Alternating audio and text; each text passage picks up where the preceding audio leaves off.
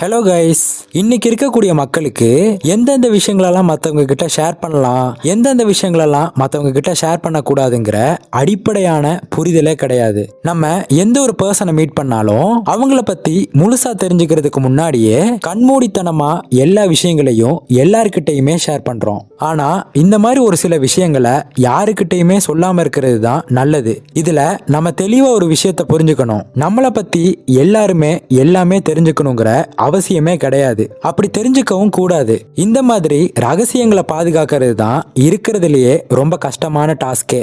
ஆனா அப்படி பாதுகாத்துட்டோம் அப்படின்னா நம்மளால பல விஷயங்கள்ல இருந்து ஈஸியாவே தப்பிக்க முடியும். ஸோ நம்ம இந்த வீடியோவில் யாருக்கிட்டையுமே ஷேர் பண்ணக்கூடாத இம்பார்ட்டண்ட்டான 10 விஷயங்களை பற்றி தான் பார்க்க போகிறோம். அது மட்டும் இல்லாமல் அப்படி ஷேர் பண்ணாமல் இருக்கிறதுனால எந்தெந்த விதத்துலலாம் அது நமக்கு அட்வான்டேஜாக இருக்கும் அப்படிங்கிறதையும் பார்க்க போகிறோம். ஸோ இப்போ தான் நீங்கள் நம்ம சேனலுக்கு புதுசாக வந்திருக்கீங்க அப்படின்னா இந்த வீடியோக்கு லைக் பண்ணிவிட்டு நம்ம சேனலை சப்ஸ்கிரைப் பண்ணி பக்கத்தில் உள்ள பெல் ஐக்கானை கிளிக் பண்ணிக்கோங்க. வாங்க ஸ்ட்ரெயிட்டாக வீடியோக்குள்ளே போகலாம். Number 1, your relationship. நீங்க யாரோட ரிலேஷன்ஷிப்ல இருக்கீங்கன்னு எப்பவுமே வெளியே சொல்லக்கூடாது. அதுக்கு முன்னாடி இந்த டீனேஜ்ல வரக்கூடிய ரிலேஷன்ஷிப்பை பத்தி பார்க்கலாம். டீனேஜ்னா என்னன்னு நம்ம எல்லாருக்குமே தெரியும். 13 to 19 இதுதான் டீனேஜ்ங்கிறது. இந்த ஏஜ்ல தான் உங்களுக்கு அதிகமான லவ், அஃபெக்ஷன், இப்போ என்னமோ கிரஷ்ங்கிறாங்களே அது வரும். அது மட்டும் இல்லாம இந்த வயசுல தான் அதிகமான ஹார்மோன்களும் சுரக்கும். ஆனா இந்த வயசுல வரக்கூடிய எந்த ஒரு ரிலேஷன்ஷிப்புமே 90% சக்சஸ் ஆகிறதே கிடையாது. இது எதனாலனா மினிமம் 20 வயசுல தான் நம்ம வெளி உலகத்தையே பார்க்க ஆரம்பிக்கிறோம். இதுக்கப்புறம் தான் நம்ம நிறைய மனிதர்களையும் சந்திப்போம். நிறைய அனுபவங்கள் நமக்கு கிடைச்சிருக்கும். ஸோ இதுக்கப்புறம் தான் நமக்கு ஒரு சரியான நபரையும் ஒரு சரியான ரிலேஷன்ஷிப்பையும் சூஸ் பண்ண முடியும். ஆனா எப்பவுமே நீங்க யாரோட ரிலேஷன்ஷிப்ல இருந்தாலுமே நீங்க அதை மற்றவங்க கிட்ட ஷேர் பண்ணணுங்கிற அவசியமே கிடையாது. அப்படி ஷேர் பண்றதால பல பிரச்சனைகளை தான் நீங்க சந்திக்க வேண்டி வரும். ஸோ உங்களோட எந்த ஒரு ரிலேஷன்ஷிப்பை பத்தியும் மற்றவங்க கிட்ட ஷேர் பண்ணாதீங்க. Number 2, your goals. அதாவது நீங்க அச்சீவ் பண்ண போறேன்னு நினைக்கிற விஷயத்த எல்லாருக்கிட்டையுமே சொல்றத நிறுத்துங்க. ரொம்ப க்ளோஸ் ஃப்ரெண்ட்ஸா இருந்தா கூட ஓகே. ஆனா எல்லாருக்கிட்டையுமே உங்க கோல்ஸை நீங்க சொன்னீங்கன்னா அது உங்களோட கோல்ஸை அச்சீவ் பண்ணாம தடுக்கிறதுக்கான வாய்ப்பை அதிகமாக்கும். இந்த மாதிரி உங்களோட கோல்ஸை மற்றவங்க கிட்ட சொல்லும் போது சைக்காலஜிக்கலா என்ன ஆகும்னா உங்க பக்கத்துல இருக்கவங்க உங்களை பாராட்டுவாங்க. ஆனா நீங்க உங்க ட்ரீம் அச்சீவ் பண்றதுக்கு முன்னாடியே அவங்க உங்களை பாராட்டும் போது உங்களோட மைண்ட் வந்து அந்த பாராட்டுகள்னால அதை அச்சீவ் பண்றதுக்கு முன்னாடியே சாட்டிஸ்ஃபைட் ஆயிடும். இதன் காரணமா உங்க கோல்ஸுக்காக நீங்க போடக்கூடிய எஃபர்ட்டும் ரொம்பவே கம்மியாயிடும். அது மட்டும் இல்லாம நான் இதைத்தான் செய்ய போறேன் அப்படின்னு உங்க கோல்ஸை நீங்க மத்தவங்க கிட்ட சொல்லி ஒருவேளை உங்களால அதை செய்ய முடியாம போனா அதுக்கப்புறம் அந்த விஷயத்த சொல்லியே உங்களை கிண்டல் பண்றதுக்கான வாய்ப்பையும் நீங்களே உருவாக்கி கொடுக்கற மாதிரி ஆகுது. அட் த சேம் டைம் நான் ஏன் உங்க க்ளோஸ் ஃப்ரெண்ட்ஸ் கிட்ட மட்டும் சொல்லலாம்னு சொன்னேன்னா நம்மளோட யாரோட க்ளோஸ் ஃப்ரெண்டா இருந்தாலும் சரி நம்ம ஒரு விஷயம் பண்ண போறோம்னு அவங்க கிட்ட சொன்னோம்னா கண்டிப்பா அவன் பாராட்ட மாட்டான். அதுக்கு பதிலா நம்மளை கிண்டல் தான் பண்ணுவான். இதனால அவன் உங்களை கிண்டல் பண்ணதுக்காகவே அந்த விஷயத்த எப்படியாவது செஞ்சிடணுங்கிறதுக்காகவே அந்த விஷயத்த செஞ்சு உங்க கோலையும் நீங்க அச்சீவ் பண்ணிடுவீங்க. அதை விட்டுட்டு உங்களோட கோல்ஸை நீங்க எல்லார்கிட்டயுமே சொல்லும் போது அதை அச்சீவ் பண்றதுக்கான வாய்ப்பு ரொம்பவே கம்மியாகுது. ஸோ நீங்க உங்களோட கோல்ஸ் அண்ட் அச்சீவ்மெண்ட்ஸை எல்லார்கிட்டயுமே ஷேர் பண்ணாதீங்க. Number 3, other people secrets. துரோகியை கூட மன்னிக்கலாம், ஆனா நம்பிக்கை துரோகியை மன்னிக்கவே முடியாதுங்கிற மாதிரி என்னைக்குமே நம்ம ஒரு நம்பிக்கை துரோகியா இருந்துடக்கூடாது. மற்றவங்க நம்மளை நம்பி ஒரு சீக்ரெட் சொன்னாங்கன்னா அதை கடைசி வரைக்கும் யாருக்கிட்டையுமே சொல்லக்கூடாது. ஏன்னா அது அவங்கள மட்டும் காயப்படுத்தாது, நம்மளோட கேரக்டரையும் சேர்த்தே ஸ்பாயில் பண்ணிரும். ஸோ யாராவது நம்மளை நம்பி ஏதாவது சீக்ரெட் சொன்னா அவங்கள எப்பவுமே ஏமாத்தக்கூடாது. Number 4, other people characters. உங்களுக்கு சில பேரை பிடிக்காம இருக்கலாம். அந்த மாதிரி உங்களுக்கு பிடிக்காதவங்கள பத்தி மற்றவங்க கிட்ட நீங்க பேசுறத நிறுத்துங்க. ஏன்னா அவங்கள பத்தி நீங்க புரிஞ்சுக்கிட்ட விதம் எப்பவுமே சரியா இருக்கணுங்கிற அவசியமே இல்லை.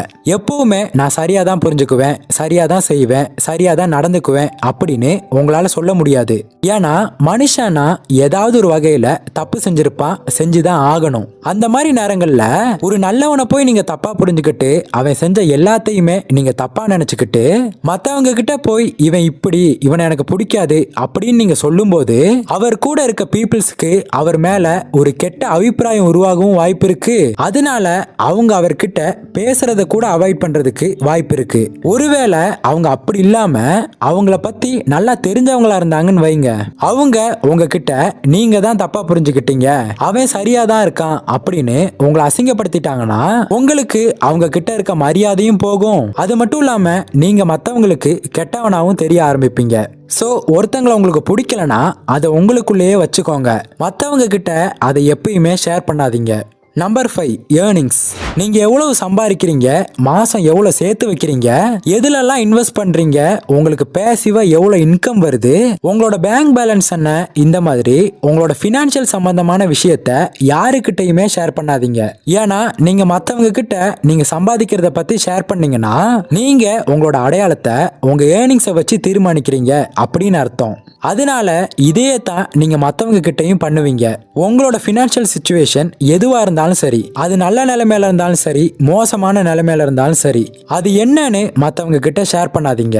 ஒருவேளை நீங்க நல்ல நிலைமையில இருந்தா அதை எப்படி அடுத்த கட்டத்துக்கு கொண்டு போகலாம் அப்படின்னு மட்டும் யோசிங்க. இல்ல மோசமான நிலைமையில இருந்தீங்க அப்படின்னா அதை எப்படி சரி பண்ணலான்னு நீங்களாவே யோசிங்க. அதை விட்டுட்டு உங்களோட பினான்சியல் சிச்சுவேஷன் ரொம்ப மோசமா இருக்குன்னு அதை மத்தவங்க கிட்ட போய் நீங்க சொல்றதால பைசாக்கு கூட பிரயோஜனம் கிடையாது. Number 6, your strength and weakness. உங்களோட பலவீனம் எதுவா வேணா இருக்கலாம். உங்களோட ஃபேமிலியா இருக்கலாம், இல்லனா உங்களோட கோவமா இருக்கலாம். எதுவா வேணா இருக்கட்டும், அந்த வீக்னஸை, அதாவது அந்த பலவீனத்தை யாருக்கிட்டையுமே ஷேர் பண்ணாதீங்க. ஏன்னா உங்களை பிடிக்காதவங்க உங்களை கஷ்டப்படுத்துறதுக்காகவும் உங்களை மற்றவங்க முன்னாடி கேவலப்படுத்துறதுக்காகவும் அவங்க உங்க பலவீனத்தை அட்வான்டேஜா யூஸ் பண்ணிக்குவாங்க. உதாரணத்துக்கு கோவம் தான் உங்க பலவீனம் அப்படின்னா என்னைக்குமே அவங்க உங்களை கோவப்படுத்தி உங்களை மற்றவங்க முன்னாடி கெட்டவனா தான் போர்ட்ரே பண்ண ட்ரை பண்ணுவாங்க. அதே மாதிரி உங்க பலம் என்ன அப்படிங்கிறத மற்றவங்க கிட்ட சொன்னீங்கன்னா அதை அவங்க அழிக்க தான் நினைப்பாங்களே தவிர அதை நினைச்சு சந்தோஷப்பட போறது கிடையாது. சோ உங்க பலம் என்ன, பலவீனம் என்ன அப்படிங்கிறத மற்றவங்க கிட்ட ஷேர் பண்ணாதீங்க. உங்களோட ஸ்ட்ரென்த் அண்ட் வீக்னஸ் என்னங்கிறது உங்களுக்கு தெரிஞ்சா மட்டும் போதும். Number 7, your past. உங்க கடந்த காலம்ங்கிறது முடிஞ்சு போன ஒரு விஷயம். அதை திரும்ப நிகழ்காலத்துக்கு கொண்டு வரக்கூடாது. அப்படி கடந்த காலத்துல நடந்த விஷயங்கள் எதுவா இருந்தாலும், நல்லதா இருந்தாலும் சரி, கெட்டதா இருந்தாலும் சரி, யாருக்கிட்டையுமே அதை ஷேர் பண்ணாதீங்க. முக்கியமா நீங்க கடந்த காலத்துல செஞ்ச தப்பு இல்லனா நீங்க பேசின பொய், இது எதையுமே சொல்லக்கூடாது. ஏன்னா உங்க கூட இருக்க எல்லாருக்குமே நீங்க சொல்ற விஷயம் நீங்க சொன்ன விதத்துல தான் புரியும்னு சொல்ல முடியாது. நீங்க ஒரு விதத்துல சொல்லியிருப்பீங்க, ஆனா மத்தவங்க அதை வேற விதத்துல புரிஞ்சிருப்பாங்க. அதே மாதிரி நீங்க கடந்த காலத்துல செஞ்ச தப்ப மத்தவங்க கிட்ட சொல்லும் போது சில பேர் சரி பரவாயில்ல, இவன் இப்ப எப்படி இருக்காங்கிறது தான் முக்கியம், கடந்த காலத்துல அவன் எப்படி வேணா இருந்துட்டு போட்டோம், அது முக்கியம் இல்ல அப்படின்னு மெச்சூர்டா நடந்துக்குவாங்க. ஆனா சில பேர் பாத்தீங்கன்னா உங்களோட கடந்த காலத்தை வச்சு உங்களை தப்பா எடை போட ஆரம்பிச்சிருவாங்க. உதாரணமா உங்க கடந்த காலத்துல உங்களை முழுசா நம்பின ஒருத்தருக்கு நீங்க உங்களுக்கு தெரிஞ்சோ தெரியாமலோ ஒரு துரோகம் பண்ணிருக்கலாம். ஆனா அதுக்கப்புறம் நீங்க அந்த தப்பை உணர்ந்து திருந்திருக்கலாம், இல்ல அதுக்கான கஷ்டத்தையும் நீங்க அனுபவிச்சிருக்கலாம். ஆனா இத பத்தி நீங்க மத்தவங்க கிட்ட ஷேர் பண்ணீங்கன்னு வைங்க, சில பேர் பெருசா எடுத்துக்க மாட்டாங்க. ஆனா சில பேர் உங்க மேல உள்ள நம்பிக்கை இழந்து இனிமே உங்க மேல நம்பிக்கையே வராத சூழ்நிலைக்கு ஆளாக்கப்படுவாங்க. அவங்களுக்கு துரோகம் பண்ண மாதிரி இவன் ஏன் நமக்கு பண்ண மாட்டான் அப்படிங்கிற ஒரு சந்தேகம் தான் அவங்களுக்குள்ள ஏற்படும். சோ கடந்த காலங்கிறது முடிஞ்சு போச்சு. அதுல நடந்த தப்பான விஷயங்கள்ல இருந்து நீங்க கத்துக்கிட்டு அதை மறக்கணும். அதை பத்தி நீங்க மத்தவங்க கிட்ட ஷேர் பண்ண கூடாது, அது என்னவா இருந்தாலும் சரி. Number 8, how you feel about someone. மற்றவங்கள பத்தி நீங்க என்ன நினைக்கிறீங்க அப்படிங்கிறத அவங்கள தவிர நீங்க யாருக்கிட்டையுமே சொல்லாதீங்க. நீங்க ஒருத்தர் நம்பிக்கையானவர்னு மற்றவங்க கிட்ட எதர்ச்சியா ஷேர் பண்ணலாம், ஆனா அது மற்றவங்களோட காதுல கூட விழுறதுக்கு சான்ஸ் இருக்கு. ஒருத்தர் இப்படிதான், இவரோட கேரக்டர் இதுதான் அப்படின்னு நீங்க நினைச்சீங்கன்னா அதை உங்க மனசுக்குள்ளேயே வைக்கணும். அதை இல்லாம அதை நீங்க ஒருத்தர்கிட்ட ஷேர் பண்ணி அது மற்றவங்க காதுல விழுந்துருச்சு அப்படின்னா அது உங்க 2 பேருக்கும் மத்தியில இருக்க ஒரு நல்ல ரிலேஷன்ஷிப்பையே பாதிக்க வாய்ப்பு இருக்கு. சோ எப்பவுமே நீங்க மற்றவங்கள பத்தி என்ன நினைக்கிறீங்கிறத யாருக்கிட்டையுமே ஷேர் பண்ணாதீங்க. ஒருவேளை அப்படி சொல்லியே ஆகணும் அப்படின்னு நீங்க நினைச்சீங்கன்னா அதுக்கு சம்பந்தப்பட்டவங்க கிட்டயே நேரடியா போய் சொல்லுங்க. அப்படி இல்லையா அது உங்க மனசுக்குள்ளேயே வச்சுக்கோங்க. அதை விட்டுட்டு அதை மற்றவங்க கிட்ட நீங்க சொல்றதால உங்களுக்கு தான் பிரச்சனை அதிகமாகுமே தவிர அதனால உங்களுக்கு வேற எந்த ஒரு யூஸ்மே கிடையாது. Number 9, personal life. உங்க ஃபேமிலியில நடக்கிற பிரச்சனைய மற்றவங்க கிட்ட சொல்றத நிறுத்துங்க. ஏன்னா என்னைக்கு நம்ம ரிலேஷன்ஷிப் பத்தின விஷயங்களை வெளியே கொண்டு போறோமோ அன்னைக்கு பிரச்சனைகள் வேற மாதிரி வளர ஆரம்பிக்கும். அவங்க ஃபேமிலி எப்பவுமே இப்படித்தான் சண்டை போட்டுக்கிட்டே இருப்பாங்க அப்படின்னு சொல்லி உங்க ஃபேமிலி கடையில வந்து ஏத்தி தான் விடுவாங்களே தவிர அதை சரி செய்ய மாட்டாங்க. அது அவங்களுக்கு ஜஸ்ட் டைம் பாஸ், அதாவது பொழுதுபோக்காக தான் இருக்கும். ஸோ உங்கள் ரிலேஷன்ஷிப்பில் இருக்கக்கூடிய பிரச்சனையை மற்றவங்க கிட்ட ஷேர் பண்ணாதீங்க. Number 10, your secrets.